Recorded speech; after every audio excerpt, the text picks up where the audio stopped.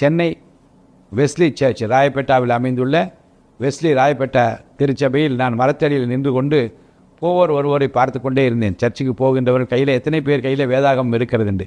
பல பேர் கையில் வேதாகமே இல்லை. எடுத்து படியுங்கள் என்று சொன்னால் ஒரு 4-5 பேர் எடுத்து அதை வாசிப்பார்கள். ஏன் பைபிள் அவள் கையில் இல்லை என்று நான் வினவத் தொடங்கினேன். சிலருக்கு எடுத்து வர பிரியமில்லை, பார்த்து படிக்க பிரியமில்லை. சிலர் பைபிள் இல்லை என்று சொன்னார்கள். இல்லாதவர்கள் ஏன் கொடுக்கக்கூடாது என்று எண்ணிக்கொண்டு நான் ஒரு உறுதி எடுத்தேன். தமிழ்நாடு முழுவதும் பைபிள் இல்லாதவர்கள் யாராக இருந்தாலும் கையிலே ஒரு வேதாகமத்தை தர வேண்டும் என்று உறுதி எடுத்தேன். ஒரு 50 பைபிள் தரலாம் என்று நான் எண்ணிக்கொண்டு ஒரு வேண்டுதல் வைத்துவிட்டு வீட்டுக்கு வந்து என் மனைவியிடம் சொன்னேன். அவர்கள் சொன்னார்கள், 50 பைபிள் என்ன விலை போகும் என்று கேட்டார்கள். இப்போது 80 ரூபாய் என்று பைபிள் சொசைட்டியில் கொடுக்கிறார்கள் என்று சொன்னேன். 50 என்றால் 4000 ரூபாய், தாராளமாக நாம் செய்து விடலாம் என்று சொன்னார்கள். முதல் மாதம் 50 பைபிளை வாங்கி கொண்டு ஓடுகிற பேருந்தில் நின்று அது நிற்கிற போது யாருக்காவது இலவசமாக பைபிள் வேண்டுமா என்று கேட்பேன். வெட்கப்படாமல், தயங்காமல், சங்கோஜப்படாமல் நான் கேட்டவுடனே சில பேர் கையை நீட்டுவார்கள், சில பேர் முகத்தை சுழிப்பார்கள். கொடுத்து விட்டு இறங்கி விடுவேன். கடற்கரைக்கு போவேன், ஜனங்களை நோக்கி ஓடுவேன், நிற்பேன், கொடுப்பேன். இது எங்கே இந்த பழக்கம் வந்தது என்றால், அம்பத்தூர் மகா கணேசா பள்ளியில் நான் 5ஆம் வகுப்பு படிக்கிற போது கிளாடிஸ் செல்வநாயகி என்று எனக்கு நல்ல ஆசிரியை ஒருவர் வந்தார்கள். அவர்கள் அந்த காலத்தில் இப்போதெல்லாம் பண்ண முடியாது. அந்த காலத்தில் என்ன செய்வார்கள் என்றால், எல்லா மாணவர்களும் முழங்கால் போட சொல்வார்கள். ஒரு நாகர்கோவிலை சேர்ந்தவர்கள் முழங்கால் போட்ட உடனே அவர்களே ஜெபிப்பார்கள். அப்புறம் திடீரென்று கேட்பார், யார்டரா பைபிள் இருக்குது என்று கேட்பார்கள். அப்போ நாங்கள் யார்கிட்டும் பைபிள் கிடையாது. நான் சொன்னேன், அங்கே ஒரு அண்ணாச்சி கடை இருக்கிறது, அவர் அதை மேலே சொருகி வைத்திருப்பதை நான் பார்த்திருக்கிறேன். நான் அந்த கடையில் போய் வாங்கி வரட்டுமா டீச்சர் என்று கேட்டு, வாங்கிட்டு வாடா என்று சொன்னார்கள். நான் ஓடி போய் அந்த அண்ணாச்சி தான் கேட்பேன். அவர் பைபிள் கொடுப்பார், இங்கே வந்து வாசிப்போம், அப்புறம் கொண்டு போய் அண்ணாச்சி தான் திருப்பி கொடுத்து விடுவேன். சில நேரம் கடை மூடி இருந்தால் டன்லப் கம்பெனியில் வேலை பார்த்த அண்ணன், எங்கள் திருச்சி அம்பத்தூர் கிருஷ்ணநாதர் ஆலயத்தைச் சேர்ந்த அண்ணன் ஜெயராஜுடைய துணைவியார், அவரிடம் ஓடுவேன். அவர் வீட்டிலேருந்து பைபிளை தருவார்கள். வந்து கிளாஸில் படிப்போம், திருப்பி கொண்டு போய் கொடுத்து விடுவேன். அந்த கிளாண்டிஸ் டீச்சர் அம்மா வந்து நீங்கள் சாதாரணமாக எண்ணக்கூடாது, அவ்வளோ வைராக்கியமாக கிறிஸ்துவ பிள்ளைங்களை எல்லாம் வழி நடத்துவதற்கு முயற்சி எடுத்தார்கள். திடீரென்று இவ்வளோ கட்டு ட்ராக்ஸ் கொண்டு வருவார்கள்.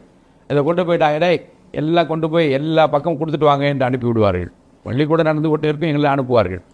நான் ஓடிப்போய் ரயில்வே ஸ்டேஷன் நின்று கொண்டு ட்ரெயின் வருகிற போது நிறைய பேர் இறங்குவார்கள், நிறைய பேர் ஏறுவார். வேகமாக அந்த ட்ராக்ஸ் எல்லாம் கொடுத்து விட்டு நான் வந்து விடுவேன். அப்போது 2004 பைபிள் 50 பைபிள் கொடுப்பதற்காக நான் கடற்கரையில் இருக்கிற போது அப்போ ஓடி ட்ராக்ஸ் கொடுத்து அந்த நாட்கள் நான் நினைத்துக் கொள்வேன்.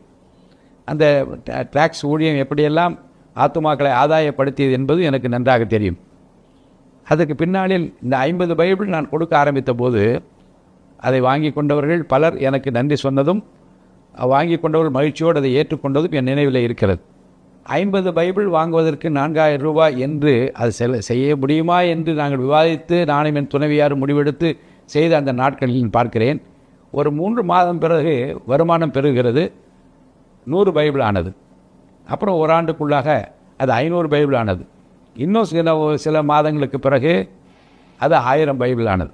அப்போது மாதந்தோறும் 1000 பைபிள் ஒவ்வொரு மாதமும் 5ஆம் தேதி காலையில் விநியோகிக்கப்படும் என்று எல்லா பாஸ்டர்ஸுக்கும் நான் தகவல் அனுப்பினேன்.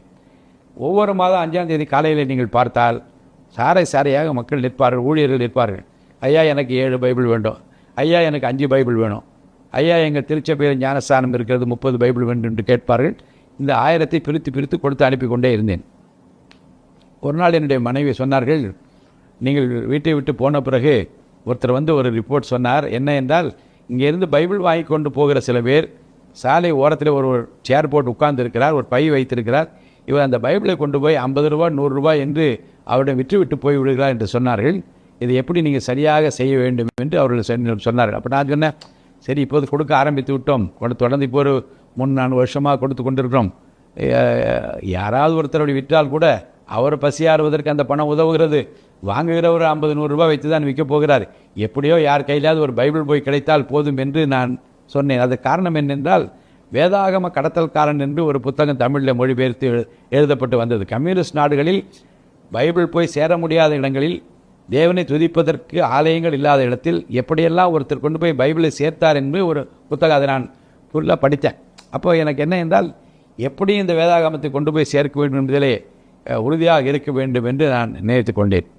அப்புறம் 5000 பைபிள்லாம் வாங்கக்கூடிய அளவு கர்த்தர் வருமானத்தை உயர்த்தினார். நிறைய இடங்கள் தமிழ்நாடு முழுவதும் யார் யார் பைபிள் கேட்டாலும் எந்த மொழியில் கேட்டாலும் அதை தர வேண்டும் என்று வைத்திருந்தோம். இதற்கிடையில் தான் 2023ஆம் ஆண்டு என்னுடைய துணைவியார் செப்டம்பர் 24ஆம் தேதி எதிர்பாராமல் கர்த்தருக்குள் நித்திரை அடைந்தார்கள். ஆனால் நித்திரை அடைவதற்கு ஒரு வாரத்துக்கு முன்பாக என்னை அழைத்து, இந்த பைபிள் ஊழியத்தை இன்னும் நேர்த்தியாக செம்மையாக நீங்கள் செய்ய வேண்டும் என்று நான் விரும்புகிறேன்.